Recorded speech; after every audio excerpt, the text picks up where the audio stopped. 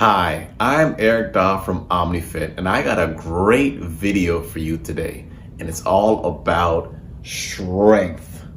Yeah, strength. I actually want to give you 3 tips to increase, improve, maintain strength as you get older.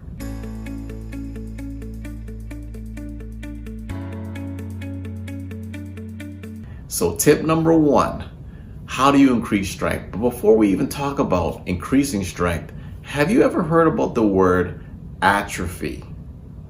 Or let me throw another word out for you, sarcopenia. Have you ever heard of either of these 2 words? Well, if you haven't, both words are associated with the fact that as we get older, we lose muscle strength. And as you know, when you lose muscle strength, it affects your ability to be independent. It affects your ability to do your daily tasks. It affects your ability to balance. It affects pretty much everything. Yeah, everything. So let me start with tip number 1. Tip number 1 is you got to get started. You have to use something that weighs something, not just a 1 pound weight. 1 pound might be good to start, but you're gonna need to increase the weight you lift. So I'll give you a great story. So I had a lady in one of my programs that I taught before, and I couldn't get her for whatever reason to lift anything heavier than a 1 or 2 pound weight.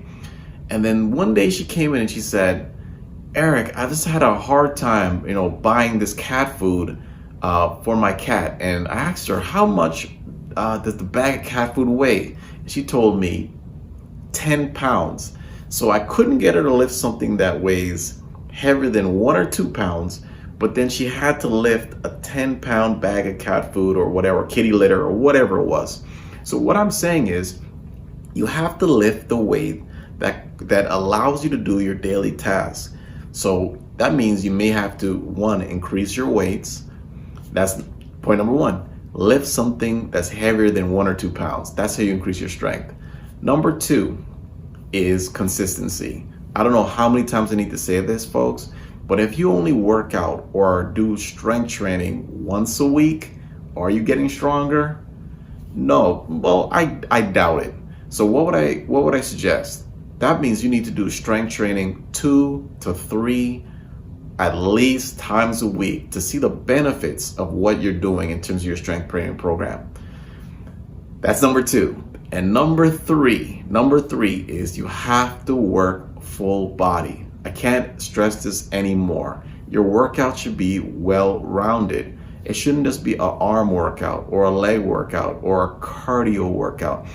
A lot of people confuse doing cardiovascular activities, walking, swimming, biking as strength training, which is not. You need to do resistance training, either with weights, machines, whatever it is, to really push yourself so you can actually maintain and increase your strength. And it has to be full body, meaning arms, legs, core, back, everything.